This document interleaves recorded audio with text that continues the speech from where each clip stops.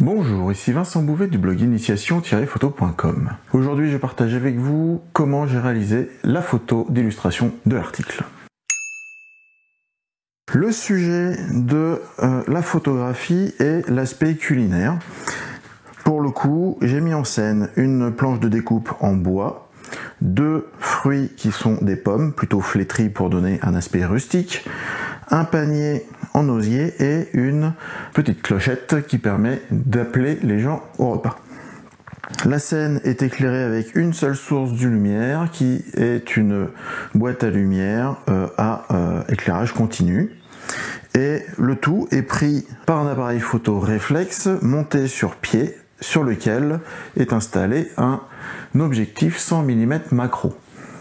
Au moment de la composition, j'ai cherché à avoir un effet de réponse entre deux éléments de la composition en m'appuyant sur le plan de netteté de l'appareil. C'est-à-dire que, en fonction de la profondeur de champ, supposons que la profondeur de champ est courte, on aura un plan parallèle de netteté au capteur. Ce plan tranchera la prise de vue et aura une tranche de netteté au niveau de la profondeur de la scène. Et ce qui m'intéressait, c'est d'avoir sur ce plan de netteté deux éléments qui se répondent.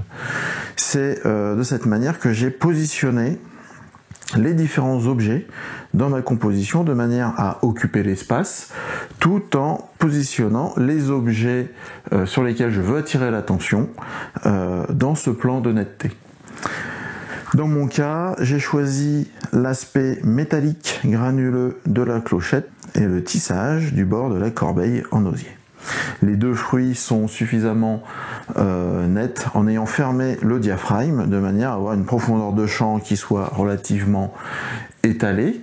Ceci a été nécessaire puisque étant monté sur un 100 mm de focale, en fait, il s'agit d'un petit zoom.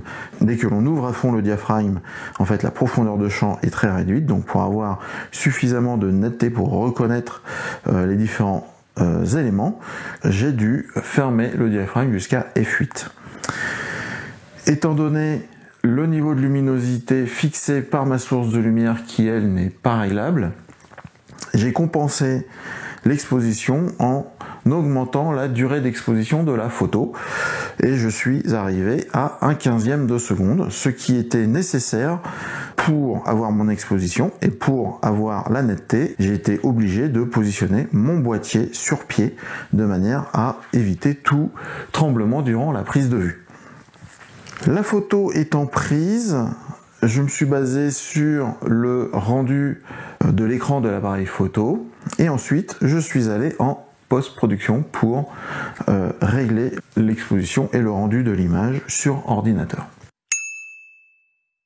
Nous voici dans Lightroom maintenant avec la photographie sortie directe de l'appareil. Alors, elle est sombre, donc elle est sous-exposée, ce qui est clairement confirmé par l'histogramme qui est complètement plaqué sur la gauche. Ceci n'est pas grave en soi, puisque dans le module développement, nous allons régler celle-ci, et après développement, je suis arrivé à ce niveau de réglage. Pour voir quels ont été les réglages que j'ai faits, j'ai corrigé les profils en fonction de mon matériel, j'ai corrigé la géométrie de l'image. J'ai réalisé donc un équilibrage. Donc au niveau de la balance des couleurs, je ne l'ai pas changé, j'ai gardé celle de l'appareil. Et par contre, j'ai équilibré l'exposition, un petit peu le contraste, un petit peu les hautes lumières, les ombres, les blancs, les noirs. Tout ça, je l'ai fait d'abord sur la base du système automatique, puis je suis revenu corriger l'image, les réglages tels que en fonction de mes préférences.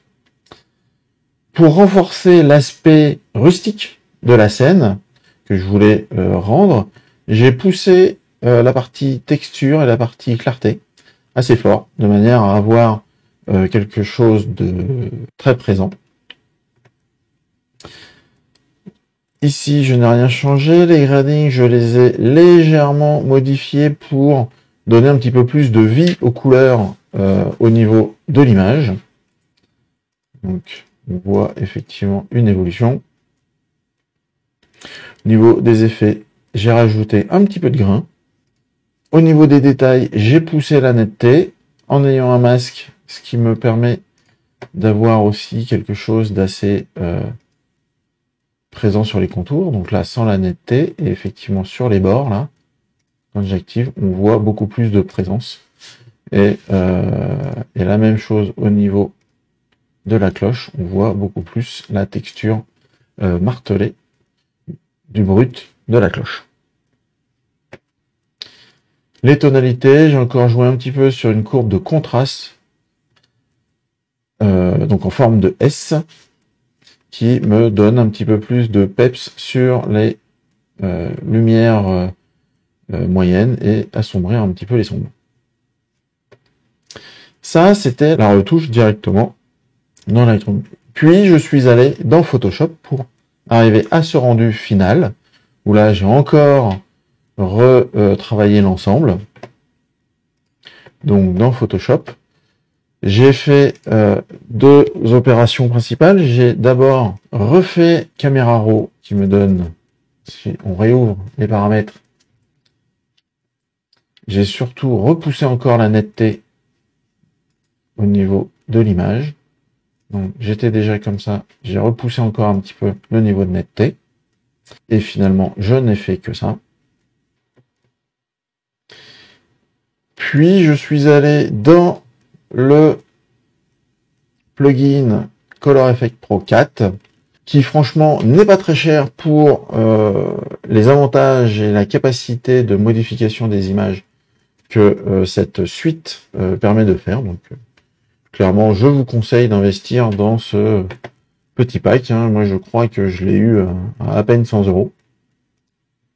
Et donc, celui-ci, si je viens ouvrir les réglages que j'ai effectués, on va retrouver, voilà. Donc, en brut, c'est cette image-là.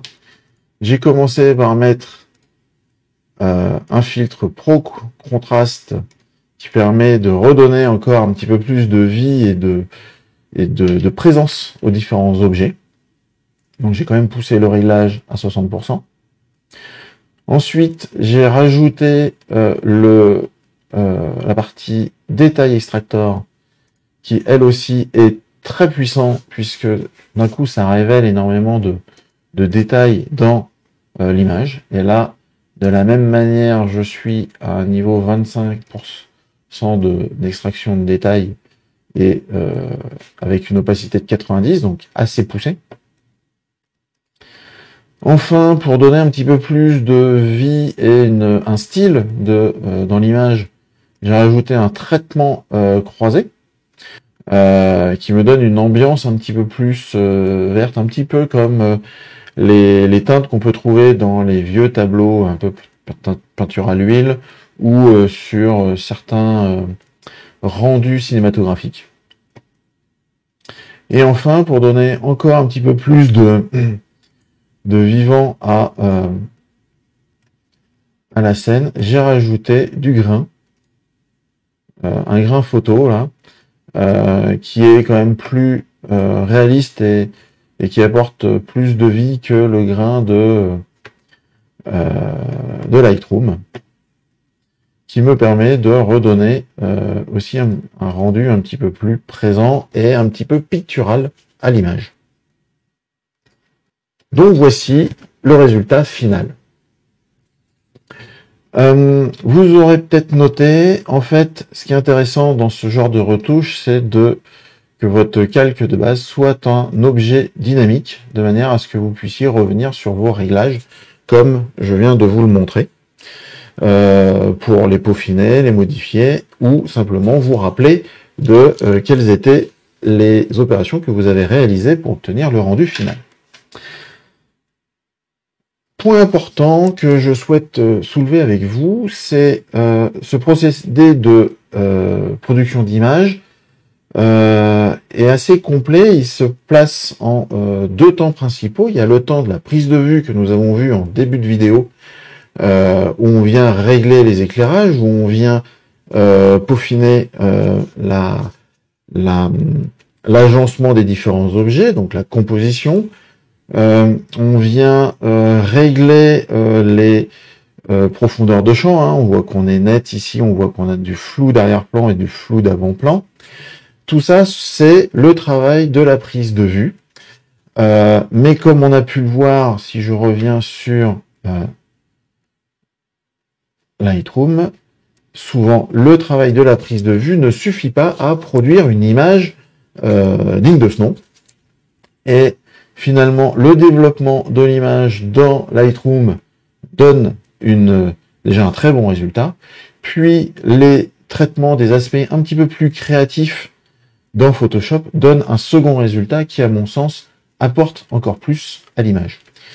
Tout ça pour dire que le procédé et le processus de réalisation d'une photographie n'est pas que la prise de vue de nos jours, notamment avec l'outil informatique et l'outil numérique, les appareils photo numériques. On a bien tout ce procédé de la prise de vue jusqu'au post-traitement.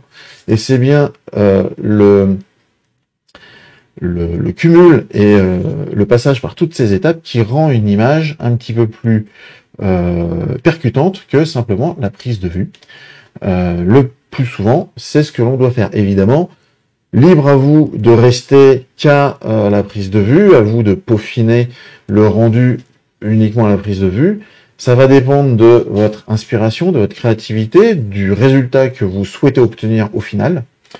N'empêche que moi je vous incite à ne pas vous limiter à qu'une phase principale parce que vous êtes le meilleur dedans. Travaillez l'ensemble des phases pour obtenir un résultat le plus complet possible. C'est là où, à mon sens, vous gagnerez déjà en compétences, en connaissances et finalement en capacité de réaliser tout un spectre de résultats visuels différents. Si vous avez aimé cette vidéo, je vous invite à cliquer sur le pouce vers le haut, à vous abonner à la chaîne YouTube et à partager celle-ci avec vos amis. Mais le top du top est de vous abonner à mon blog initiation-photo.com en scannant le QR code affiché à l'écran. Et en échange, vous recevrez mon livre sur le chemin de votre inspiration. Merci beaucoup, au revoir et à bientôt.